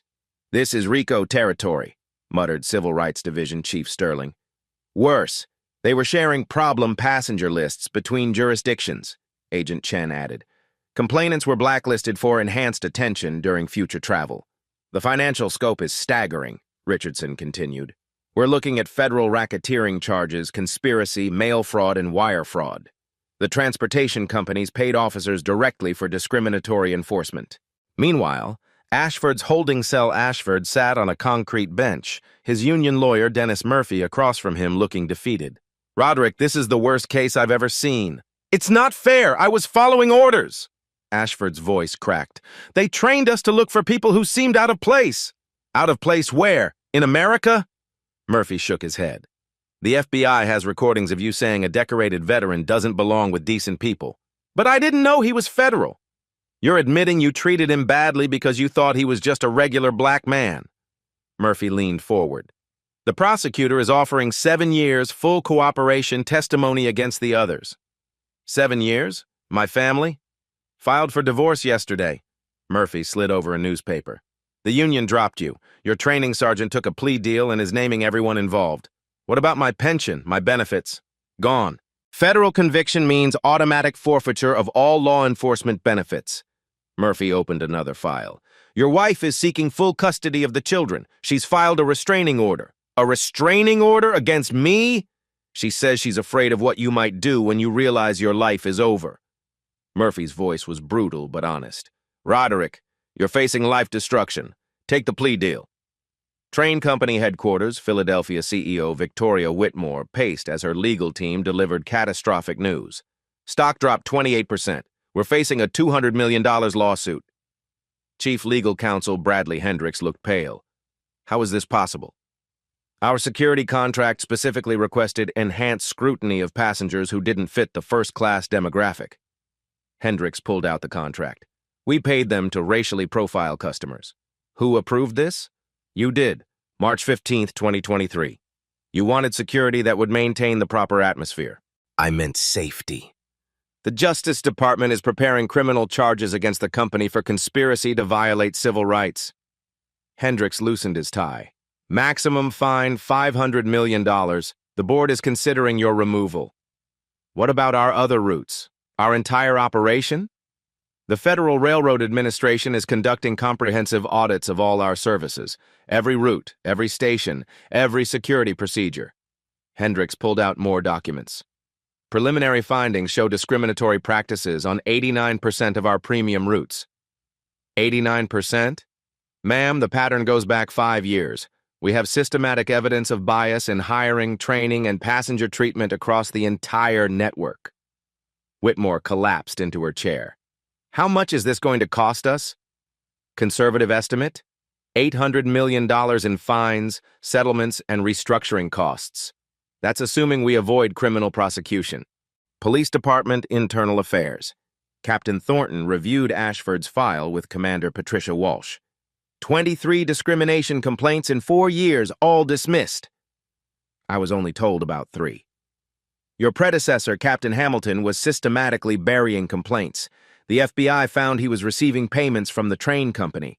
Walsh slid over another file. Thornton read incident reports all marked unfounded. "Mrs. Eleanor Davis, 74, complained Ashford forced her from first class despite valid ticket." Hamilton's conclusion: passenger confused about seating. Veteran James Rodriguez complained Ashford called him fake soldier. Hamilton's conclusion: standard security procedure. How many victims total? 89 so far. FBI expects that to triple. Walsh closed the file. 11 officers, 4 supervisors, 2 captains, and Chief Hamilton are facing federal charges. The entire chain of command? Your department is being dissolved. Federal oversight is taking control. What about the officers who tried to report this? 3 officers came forward with evidence they were retaliated against for questioning Ashford's methods. Walsh opened another folder. Officer Martinez was transferred to night shift after reporting Ashford's racial comments. Officer Thompson was written up for insubordination after questioning passenger searches. They punished officers for trying to do the right thing? The corruption goes deeper than we imagined, Gregory. This isn't just about one bad cop. It's about an entire system designed to protect discrimination. Augustus's federal office, Augustus, reviewed media coverage. His desk was covered with newspapers and victim letters. Hero cop's father brings down racist system. Washington Post. Undercover agent exposes transportation discrimination. New York Times. Federal sting reveals nationwide conspiracy. CNN agent Chen entered. "Sir, developments. Good or bad news?" Ashford's co-conspirators are turning on each other. 5 officers ready to plead guilty. The train company wants to settle. What are they offering? Complete restructuring, $150 million victim fund, 5 years federal oversight, termination of all involved officers. Criminal charges? Proceeding. Grand jury indicted Ashford and 11 others, 8 to 15 years each. How's Gregory handling this? He's testifying before Congress next week. CEO Whitmore was arrested this morning for securities fraud and obstruction. What about the victims coming forward? We have a hotline that's received over 500 calls. Similar patterns in Boston, New York, Washington, Baltimore. Chen pulled out a thick report. The discrimination network extends far beyond what we initially discovered. How many transportation companies are involved? At least 6 major carriers. Amtrak, 3 regional rail lines, and 2 bus companies. They were coordinating passenger profiling across multiple transportation modes. Ashford's final interview. Federal agents sat across from Ashford in an interrogation room. He wore an orange jumpsuit, looking broken. "Last chance for cooperation, Mr. Ashford." Tell us about the training. We were taught to look for indicators. People who seemed out of place might be using stolen cards. What indicators? Minorities in first class, elderly traveling alone, military gear on people who didn't look military. His voice was barely audible. They said we were preventing fraud. Who told you minorities in first class were suspicious? Sergeant Martinez. He said criminals use stolen cards for expensive tickets to watch for people who didn't fit the demographic. Did you question these instructions? I thought I was doing good police work, protecting people. Protecting them from what? From people who didn't belong. Do you understand that not belonging based on race is discrimination? Ashford looked up, tears in his eyes. I understand now, but it's too late, isn't it? For you, yes. For others, your testimony might prevent this from happening again. Congressional hearing room. 1 week later. Captain Thornton sat before the House Judiciary Committee, cameras broadcasting live. Captain, how is this discrimination allowed to continue? Congressman Williams asked. The complaint system was broken. Officers knew they could act with impunity because supervisors buried reports. Thornton's voice was steady. My father's investigation showed that systemic change requires federal oversight. What would you recommend? Mandatory body cameras, citizen review boards, and federal monitoring of all discrimination complaints. Thornton looked directly at the cameras. No officer should be above accountability. How do we prevent this from happening again? Zero tolerance for discrimination. Federal prosecution for civil rights violations. And most importantly, we need officers willing to report misconduct even when it's committed by their colleagues. Augustus's office. That evening. The phone rang. Agent Chen's voice was triumphant. Sir, Ashford's confession ties everything together. This brings down the whole system. Augustus looked out at the Capitol. Good work, Chen. But this is just one train line, one department. Based on this case, we're opening investigations in 15 states. Augustus smiled grimly. Then we better get to work. Justice delayed is justice denied. He pulled out a new case file marked Airline Security Investigation and began reading. The work was far from over. Augustus exposed a massive conspiracy involving hundreds of people across multiple states. But when Ashford faces the judge for sentencing, his final words will shock the entire courtroom. Smash like to see ultimate justice delivered. 2 months later, Police Disciplinary Board hearing. The sterile conference room felt like a courtroom as the 5-member disciplinary board convened to strip Ashford of his remaining benefits. Augustus sat in the witness section, his federal credentials prominently displayed, watching his tormentor face final judgment. Ashford arrived in civilian clothes, his union lawyer beside him, facing the board that would determine his fate. The man who once commanded fear now looked pathetic, unshaven, hollow-eyed, defeated. Officer Roderick Ashford, Board Chair Commissioner Roberts read formally, you stand accused of pattern discrimination, false arrest, falsification of reports, and bringing severe disrepute to this department. Ashford's lawyer stood up. Commissioners, my client was following established training protocols. He had reasonable suspicion based on what? Commissioner Davis interrupted sharply. Based on a decorated veteran's skin color? Augustus was called to testify. He approached the witness table with military precision, every eye in the room focused on him. Special Investigator Marlowe, Commissioner Roberts began, please describe Officer Ashford's conduct during your encounter. Augustus spoke calmly, methodically destroying each element of Ashford's defense. Officer Ashford demonstrated textbook racial profiling. He made assumptions based solely on my appearance, ignored my valid documentation, and escalated to physical contact without justification. Did he follow any recognizable police procedures? None. He violated basic civil rights protocols, federal law, and his oath to serve and protect all citizens. Augustus pulled out his federal recording device. Commissioners, I've investigated 847 cases of transportation discrimination. Officer Ashford's conduct ranks among the most blatant violations I've documented. Ashford suddenly interrupted. This is entrapment! You were undercover, pretending to be someone else! The room went silent. Augustus turned to face him directly. Mr. Ashford, I was a passenger with a valid ticket, sitting quietly, reading work documents. I wasn't pretending anything. Augustus's voice cut like a blade. Your actions were based on one thing only, your assumption that black people don't belong in first class. I was protecting passengers. From what? From me exercising my constitutional rights? Commissioner Roberts banged his gavel. Mr. Ashford, you will remain silent unless asked to speak. The board reviewed video evidence showing Ashford's escalating aggression, his racial comments, his complete lack of professionalism. Board members visibly cringed at his behavior. Augustus continued his testimony. Officer Ashford had 23 previous discrimination complaints that were systematically buried by corrupt supervisors. This wasn't an isolated incident, it was part of a pattern that federal investigation has now exposed. What was the scope of this pattern? Commissioner Davis asked.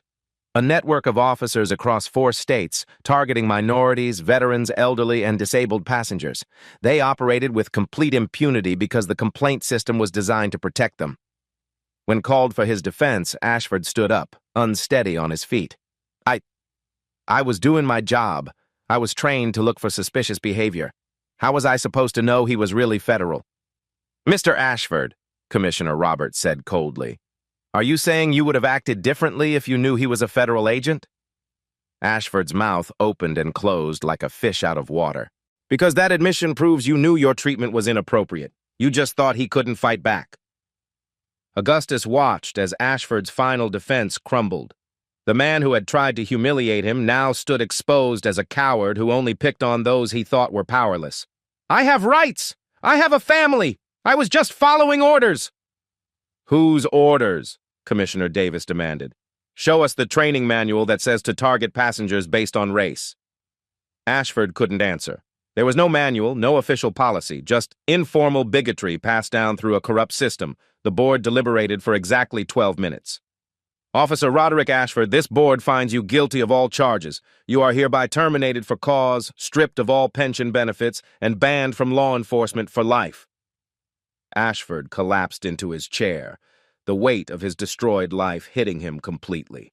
Furthermore, this board recommends criminal prosecution for perjury, as your testimony today contradicted your earlier sworn statements to federal investigators. Perjury? Ashford's voice cracked. But I didn't. Mr. Ashford, you just admitted under oath that you would have treated the victim differently if you knew he was federal. That contradicts your earlier claim that race played no role in your actions.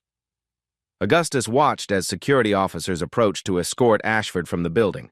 The man who had once commanded a train car with racist authority was now being removed like common trash. This can't be happening, Ashford whispered as the handcuffs clicked shut. This isn't fair. As Ashford was led away, Augustus received a text message that made him smile coldly. Federal sentencing hearing scheduled. Judge Hamilton presiding. Maximum security recommended. Ashford just lost everything, and he's about to face a federal judge who's famous for destroying racist cops. What happens in that courtroom will be absolutely brutal. Hit like to see the ultimate destruction. 6 months later, Department of Transportation, Washington, D.C., Transportation Secretary Jennifer Martinez stood before a packed press conference announcing the most comprehensive civil rights reforms in transportation history.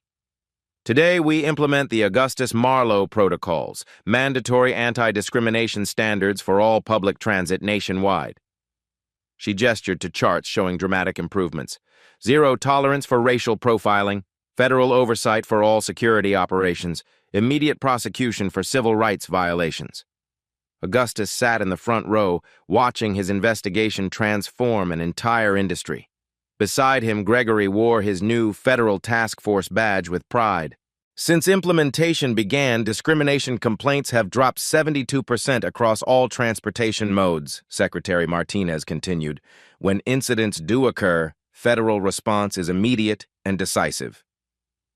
Police Academy Training Center, Quantico. This is how not to police, Instructor Captain Williams told a classroom full of recruits, playing Ashford's body camera footage.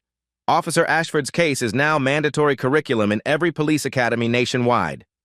The recruits watched in stunned silence as Ashford's racism played out on screen. Notice how Special Investigator Marlowe maintained dignity under extreme provocation. That's what real strength looks like. Williams paused the video. Ashford thought he was powerful. He was actually just a bully picking on someone he thought couldn't fight back. A recruit raised her hand. What happened to the officers who knew but didn't report? Federal prison, conspiracy charges. In America, witnessing discrimination and staying silent is a crime. Williams clicked to the next slide showing mugshots. These 12 officers are serving 12 years each. The message is clear: protect civil rights or face federal prosecution. Gregory entered the classroom as a guest lecturer. My father taught me that true courage isn't intimidating the vulnerable, it's standing with them against those who would abuse power. Corporate boardrooms across America, insurance companies were driving change through financial pressure. Discrimination lawsuits now average $2.3 million per incident. Risk manager Sarah Chen briefed transportation executives. Companies with bias patterns face premium increases of 300%. What about the Ashford precedent? Asked Metrorail CEO Thomas Bradley. Devastating. Federal prosecution, corporate liability, complete operational restructuring. Chen pulled up financial reports. Companies are investing heavily in bias training because discrimination has become financially toxic. Train companies nationwide were hiring civil rights experts, installing AI monitoring systems, and implementing anonymous reporting mechanisms. The Augustus Marlowe case had made discrimination too expensive to ignore. Federal Civil Rights Task Force headquarters, Augustus and Gregory worked side by side designing the next generation of police accountability measures. Their partnership had become a national symbol of healing and reform. Dad, we're getting reports of coordinated pushback, Gregory said, reviewing intelligence briefings. Some departments are organizing resistance to the new protocols. Augustus studied the reports showing concerning patterns. Where specifically? Texas, Alabama, Mississippi. They're claiming federal overreach, states' rights violations. Gregory highlighted problem areas on a map. Some sheriffs are openly refusing to implement bias training. Any organized leadership? Former Police Chief Hamilton. Even from prison, he's coordinating resistance through extremist networks. Gregory's voice was grim. They're calling it Operation Pushback, systematic resistance to civil rights enforcement. Augustus felt a familiar chill of recognition. Son, we've won individual battles, but the war for equality is far from over. What do you mean? They're not just resisting change, they're organizing to reverse it. Augustus pulled out a new investigation folder, which means it's time for Phase 2 of our mission. Gregory looked at the folder marked Sheriff Corruption Network, classified. Dad, how deep does this go? Augustus's smile was grimly determined. We're about to find out. Augustus and Gregory just discovered a secret network of corrupt sheriffs fighting back against civil rights. This conspiracy goes deeper than anyone imagined. Smash! Like if you're ready for the next phase of this epic battle. 1 year later, same train, same route. Augustus settled into seat 3A on the 6:15 a.m. commuter train, the exact spot where his confrontation with Ashford had changed everything. But now he traveled openly as Director of Transportation Civil Rights Enforcement. A young conductor approached respectfully. Mr. Marlowe, I just wanted to thank you, sir. Your case study completely changed how I see my job. Every passenger deserves dignity. Augustus smiled warmly. That's exactly right, son. Thank you for remembering that every person who steps onto this train has the same fundamental worth. Sunday afternoon, Gregory's house. The backyard barbecue was everything Augustus had missed during his years undercover. Gregory manned the grill while his wife Helena set the table. Their daughter Grace, now 10, climbed onto Augustus's lap. Grandpa Gus, tell me the train story again. Again? Haven't you heard it enough times? Augustus chuckled. I like the part where the mean policeman's face goes all white when he realizes you're Daddy's dad.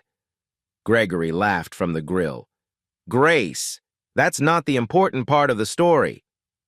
What's the important part, Daddy? The important part is that Grandpa never lost his dignity, even when someone was trying to take it away. Gregory brought over perfectly grilled burgers. And that sometimes good people have to make big sacrifices to protect others. Augustus lifted Grace higher. Your daddy is right, sweetheart. The real victory wasn't punishing the bad officer. It was changing the system so other people won't have to go through what I did. Augustus's federal office, Monday morning. The walls were covered with commendations from successful investigations. Airline security reformed, bus companies restructured, subway systems overhauled. Each case followed the methodical approach Augustus had perfected. His assistant knocked and entered. "Sir, you have another letter from Ashford." Augustus sighed, opening the rambling manifesto postmarked from federal prison. 3 years into his sentence, Ashford remained unrepentant, blaming political correctness for his downfall. "File it with the others," Augustus said quietly. His hatred is his own prison now. "Sir, there's also a letter from Mrs. Davis, the elderly woman from one of the previous cases." Augustus read the thank you note. "Dear Mr. Marlowe, last week I took my first train trip since that horrible incident. The new security officer helped me with my bags and made sure I was comfortable. I thought you'd want to know your work matters. Sincerely, Eleanor Davis." These letters reminded him why the painful undercover work had been necessary. National Police Chiefs Conference, evening keynote. Sheriff Gregory Thornton stood at the podium addressing 500 law enforcement leaders. "My father taught me that true leadership means protecting the vulnerable, not intimidating them." Gregory's voice carried quiet authority. "When we put on this badge, we swear to serve all citizens with equal dignity. Some of you might think civil rights enforcement has gone too far. I say it hasn't gone far enough." Gregory showed slides of improved police-community relations. Departments that embrace accountability see lower crime rates, higher community trust, and better officer morale. Arlington National Cemetery, Memorial Day. Augustus stood before the headstone that still bore his name, officially killed in action 15 years ago. Gregory stood beside him. "Dad, was it worth it? Giving up your identity, missing so much of our lives?" Augustus touched the marble marker. "Son, some battles require everything we have. But when the cause is justice, when it's about ensuring every American has equal dignity, then yes, it's worth any sacrifice. What's next for you?" Augustus pulled out a new case file marked Healthcare Discrimination Investigation. "The work never ends, Gregory, but now I have you as a partner." Final scene, the same train platform. Augustus waited for the evening train home, watching diverse passengers board without fear. A young black teenager in military academy uniform caught his eye and nodded respectfully. Augustus nodded back, seeing the future in that determined expression. Closing moral slogan, "Dignity delayed is justice denied, but justice delivered transforms everything." Augustus changed an entire system and built a legacy of justice. But his next investigation will uncover an even more shocking conspiracy. Smash like if you believe in the power of standing up for what's right. What would you have done in Augustus's situation? Could you have stayed calm while facing such blatant discrimination? Share this story if you believe dignity and respect should be universal rights that no one can take away. Have you or someone you know experienced discrimination in public transportation, restaurants, or other public spaces? Your story matters. Comment below and let's create change together. Every voice counts in the fight for equality. Follow for more incredible stories of justice, courage, and the extraordinary power of ordinary people who refuse to accept injustice.